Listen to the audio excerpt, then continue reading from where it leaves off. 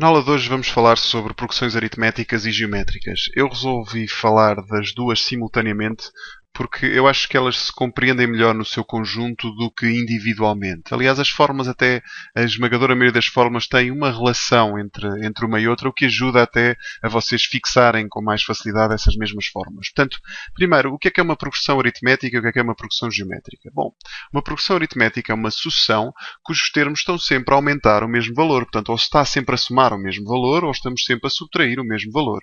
Por exemplo, a sucessão 2, 5, 8, 11, 14, por aí fora, trata-se de uma progressão aritmética. A geométrica, o princípio é o mesmo, só que em vez de estarmos a somar ou subtrair o mesmo valor, estão sempre a multiplicar o mesmo resultado. Por exemplo, 1, 4, 16, 64, por aí fora, daqui para aqui, eu estou sempre a multiplicar por 4. Este valor que está sempre a ser somado ou subtraído nas progressões aritméticas e nas geométricas está a ser multiplicado é dita a razão. Portanto, não é a razão da progressão aritmética, o outro é a razão da progressão geométrica. Ok? Agora, vamos dar aqui dar atenção a este quadro. Este quadro basicamente tem todas as formas que nós vamos necessitar para resolver qualquer exercício sobre progressões aritméticas ou geométricas. Tal é a vantagem deste quadro. A única coisa que não é abordada aqui é sobre a monotonia, que é uma coisa que nós iremos falar no final em termos de conceitos teóricos. Portanto, não se apoquentem muito com a quantidade de formas que vão ter que decorar, porque elas são mesmo muito poucas e até se conseguem praticamente intuitivamente obter. O que é importante é vocês saberem depois aplicá-las em certo tipo de exercícios, saber que fórmula aplicar em cada situação. Bom, a primeira fórmula diz respeito à definição ou à verificação se estamos perante uma progressão aritmética ou geométrica. Portanto, no fundo, o que acontece a uma progressão aritmética? Se eu pegar no termo seguinte e lhe subtrair o anterior, isto der sempre o mesmo valor. Esta constante é chamada razão. A diferença para a geométrica é que não é uma subtração que se faz entre o seguinte e o anterior, mas sim uma divisão. A razão vem dividindo o termo seguinte pelo termo anterior. Exercícios típicos que aparecem com este tipo de situações são, por exemplo, estes em que eles dão um certo número de termos. Deixa-me cá encontrar aqui uma progressão deste género. E depois perguntam se trata ou não de uma progressão aritmética. Eu já meto aqui um exercício sobre isso. Por exemplo, imaginem que temos 2, 5, 8, 11, 14. Aquela que eu disse há pouco. Como é que vocês provam que estão perante uma progressão aritmética? Fazem sempre o seguinte, a subtrair pelo anterior. Se isto der sempre o mesmo resultado, que dá sempre 3, então estamos perante uma progressão aritmética em que a razão é este resultado que deu constante relativamente à subtração entre o seguinte e o anterior. E nas geométricas é a mesma coisa, só que em vez de estarmos a subtrair, dividimos o termo seguinte ao anterior. Bom, esta provavelmente é das formas menos utilizadas. Próximo, o termo geral. O que é isto, o termo geral? O termo geral, no fundo, é a expressão da sucessão propriamente dita. Como é que ela se calcula? Ela calcula-se à custa do seu primeiro termo e da razão. Por exemplo, aquela sucessão que nós calculámos há pouco, o primeiro termo ela era 4... Era 2, 5, 8, 11, por aí fora. A razão é 3 e o primeiro termo é 2. Então como é que se calcula a expressão do termo geral? O termo geral é igual ao primeiro termo, que é 2, mais n menos 1, o n é o meu x da expressão da função, ou da sucessão, a multiplicar por 3. Portanto, neste caso, se eu fizer ali aquelas propriedades distributivas todas, dá 3n menos 1. Façam a experiência, calculem termos. O primeiro termo dá 2. O segundo termo dá 5. O terceiro termo dá 8. Estão a ver? Bate tudo certo de acordo com os valores que nós obtivemos. Porquê? Porque qualquer termo pode ser obtido a partir do primeiro, somando-lhe n menos uma vezes a razão. Por exemplo, o 10º termo, quantos saltos é que eu tenho que dar na nossa razão para chegar do primeiro ao 10º termo? 9 saltos. Não é? No fundo, eu tenho que somar ao primeiro termo 9 razões para chegar ao 10º. E isto também funciona para as progressões geométricas. A grande diferença é que imaginem que eu tenho uma progressão assim. Um termo simples. 3, 6, 12, 18, por aí fora. 18 não, desculpem, 24. Por aí fora. Eu daqui para aqui estou sempre a multiplicar por 2. Portanto, a razão desta minha progressão geométrica é 2 e o primeiro termo é 3. Então, qualquer termo é definido à custa do primeiro termo multiplicando-lhe n menos uma vezes a razão. Estão a ver? Portanto, o A de n é, em vez de ser a somar, ou ao contrário do que acontece com as progressões aritméticas, aqui é como se esta, se vocês repararem, olhem a diferença. Esta soma fica uma multiplicação. E esta multiplicação fica uma potência. Portanto, este n mais, menos 1 que está aqui parece que passou para expoente. Portanto, no fundo, a progressão geométrica parece que faz umas operações mais fortes do que a da progressão aritmética. E isto também se verifica na generalização. A soma dos termos é que é completamente diferente a fórmula. Portanto, passando aqui à generalização. O que é isto? Imaginem que vocês queriam, numa progressão aritmética, relacionar o segundo e o quinto termo. A relação é muito parecida com aquela que fizemos há pouco, não é? O quinto termo é igual ao segundo mais 3 vezes a razão. Portanto, no fundo, o meu U de 5 é igual ao U de 2 mais 5 menos 2 vezes a razão. Portanto, aqui este n e este k são as posições dos termos em conta. O que acontece nas geométricas? O quinto termo é igual ao segundo multiplicando quantas vezes a razão? 3 vezes. Não é? R ao cubo, que é no fundo 5 menos 2. Estão a ver? Portanto, elas praticamente que se relacionam quase imediatamente uma com a outra. E se deduzem. Quer dizer, há alunos que não chegam, tenho alguns explicantes, nem sequer chegam a decorar estas formas. Eles sabem qual é a relação entre um termo e outro. Não é necessário estarmos a decorar isto. Até, por vezes, é preferível vocês perceberem onde é que as coisas vêm, sempre que for possível fazer esta abordagem. Última fórmula a considerar é sobre a soma dos primeiros n termos. Se nós quisermos saber, por exemplo, naquela progressão de há pouco, 2, 5, 8, 11 e 14. Imaginem que vocês queriam saber quanto é que dava a soma destes 5 termos, mas sem fazer esta soma, está bem? Sem estarmos a fazer 2 mais 5 mais 8. Utilizando esta fórmula. No fundo, nós queremos o S de 5.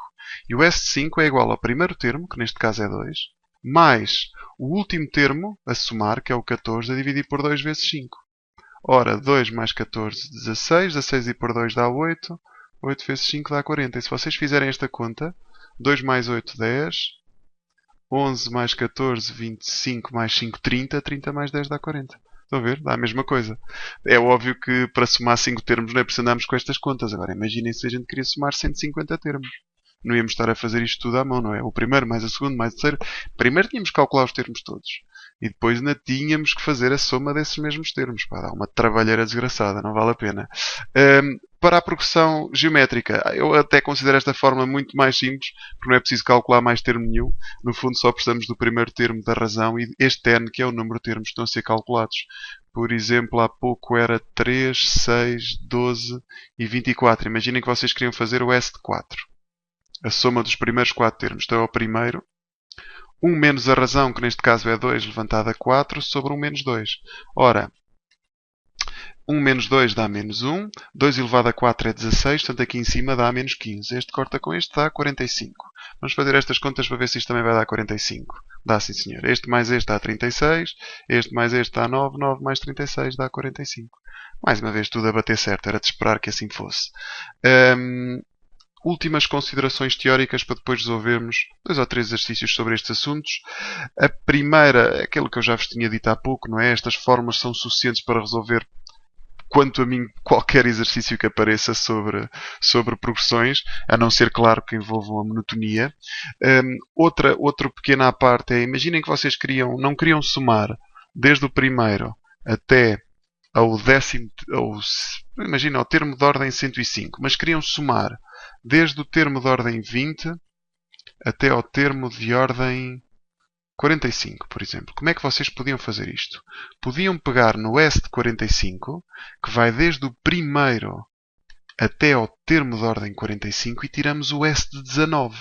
De 19 porquê?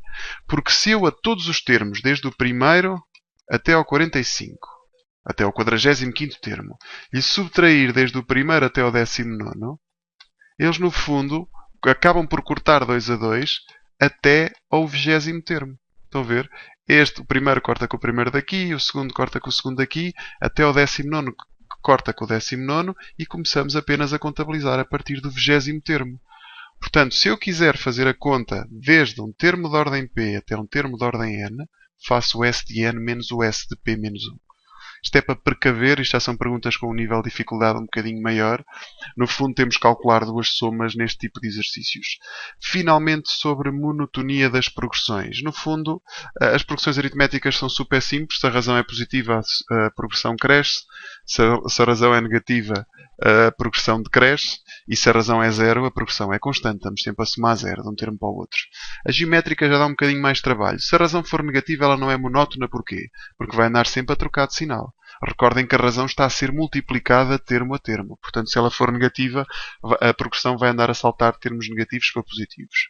Se a razão for 1, a progressão é constante. Estamos sempre a multiplicar por 1, nada muda.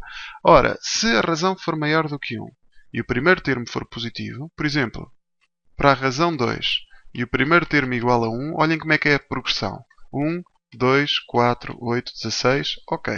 Neste caso, ela é crescente.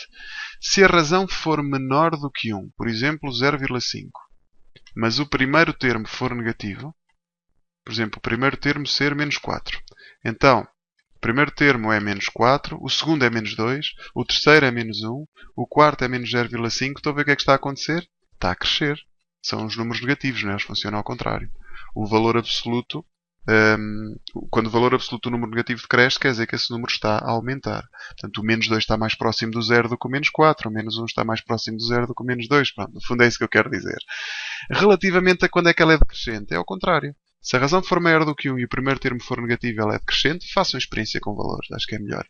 E se a razão estiver entre 0 e 1 e o primeiro termo for positivo, ela também é decrescente. Portanto, aqui já vamos ter mais situações em conta. Vamos resolver aqui um ou dois problemas no contexto real sobre este tipo de progressões aritméticas e geométricas. Eu até vou tentar escolher um de cada. Ora, deixa cá ver. Um exercício que tenha a ver com progressões aritméticas e outro com geométricas. Por exemplo, este aqui, o 9. Imagine que se deixa cair uma bola de um andar que está a 15 metros do solo. E cada vez que a bola bate no chão, ele vai subir 2/5 da altura na descida. Calculo quando sobe a bola depois de bater 3 vezes no solo. Então, quando ela bate uma vez no solo, ela vai subir 15 metros a multiplicar por 2/5, que no fundo dá 6. A segunda vez que ela bate no solo é 6 vezes 2/5, que dá 12/5. E a terceira vez que bate no solo vai ser 12/5 vezes 2/5, que dá 24/25. No fundo, estamos perante uma progressão geométrica, estamos sempre a multiplicar esse valor, em que o primeiro termo é 6. Termina uma expressão geral que permite calcular a distância percorrida pela bola em cada subida. No fundo, eles querem o termo geral desta progressão. O termo geral é A de n igual ao primeiro termo vezes a razão levantada a n-1. É aquela fórmula A de n igual ao A de 1 vezes r levantada a n-1. Aqui podemos fazer alguma simplificação ou não. Ela estando assim também não está muito confusa esta expressão. Tá? Vamos escolher agora aqui vou meter aqui um exercício sobre progressões aritméticas. Imaginem, por exemplo, que temos um poço e que a uma distância de 10 metros desse poço está uma árvore qualquer, uma cerejeira, uma coisa assim. Desculpem as minhas capacidades, os meus dotes artísticos não são os melhores. E que depois, a partir daí, sempre a 8 metros, está outra árvore.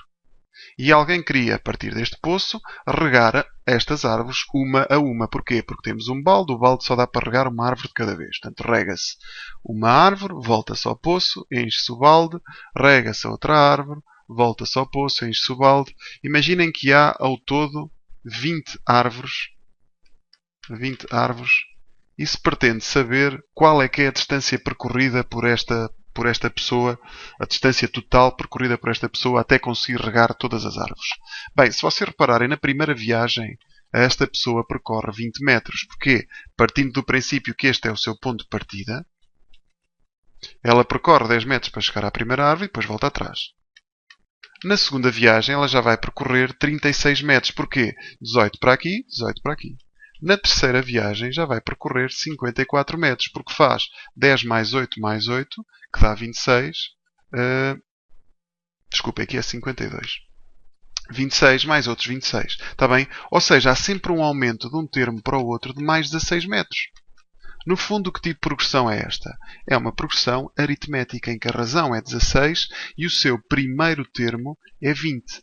Quando a pergunta é calcula a total distância percorrida por esta pessoa para regar todas as árvores e voltando novamente ao seu ponto de partida, o que eu pretendo no fundo saber é a soma de todos os termos, ou no fundo, o S de 20.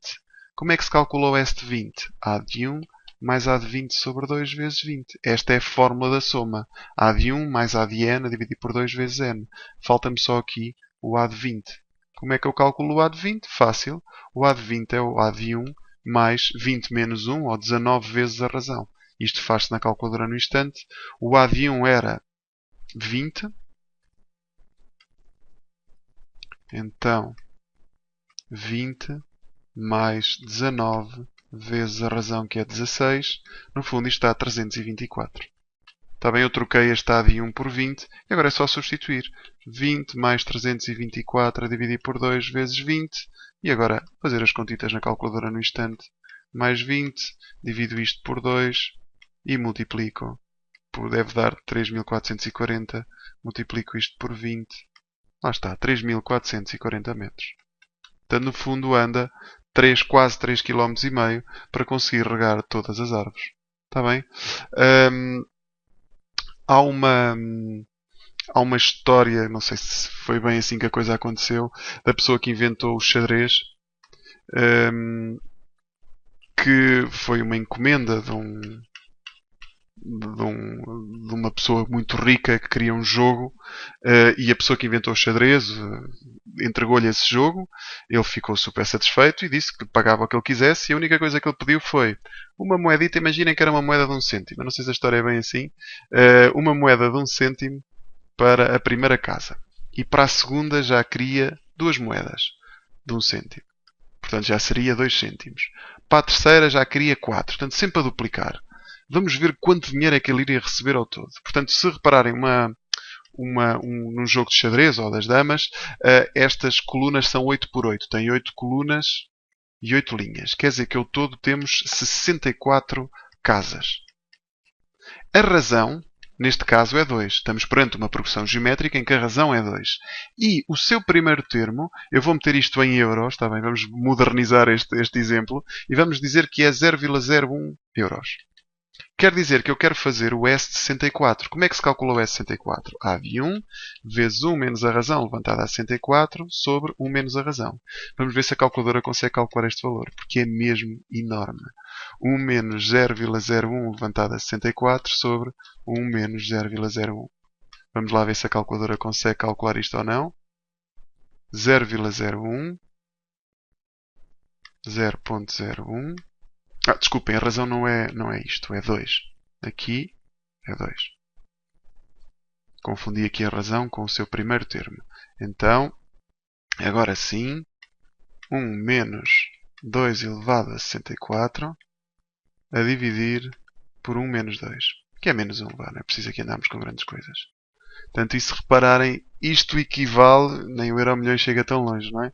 Estamos a falar de 17 casas a seguir este ponto aqui. 1, 2, 3, 4, 5, 6, 7, 8, 9 casas, e depois ainda lhe tinha que meter mais 8 zeros a seguir este número, está bem? Portanto, seria um número astronómico. Era impossível haver riqueza suficiente para pagar este inventor do jogo de xadrez. Portanto, é só para vocês verem as potencialidades deste tipo de fórmulas no cálculo de situações como esta, não é? Aquela situação de há pouco do poço é uma situação perfeitamente aplicável no conceito real, e esta também. Espero que tenham gostado desta aula.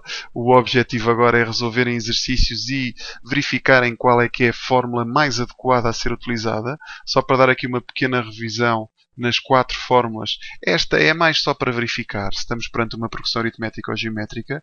Portanto, a da soma tem que lá aparecer a soma. A palavra soma ou total tem que lá aparecer envolvida em algum ponto no exercício em causa. Estas segunda e terceira fórmula mais frequentes utilizarem-se em exercícios. A do termo geral exige que seja utilizado o primeiro termo da sucessão, enquanto que a generalização não é necessário. utilizar o primeiro termo. Por exemplo, se vos derem o quinto e o décimo termo e vos pedirem a razão, então provavelmente a melhor fórmula é esta aqui. Está bem? Porque esta obriga a utilizar o primeiro termo. E, por exemplo, se fosse uma progressão aritmética, o décimo termo é igual ao quinto termo mais 5 vezes a razão. E depois era fácil, substituindo os valores que fossem dados na pergunta para cada um dos termos, descobrir a razão. E a partir daí o resto também se encontrava facilmente. Está bem, as formas não são muitas, não se assustem com este tipo de exercícios. Eu noto que os meus explicandos no início têm algumas dificuldades em adaptar-se a isto, mas a partir do momento em que eles se familiarizam com estas formas, tudo se torna muito mais simples. Desejo-vos um bom estudo, até uma próxima aula, onde vamos falar já daquelas coisas finais das sessões, vamos falar de limites, vamos falar de indução matemática, do número de Neper. Portanto, estamos praticamente a concluir o programa do 11º ano. Até breve, fiquem bem.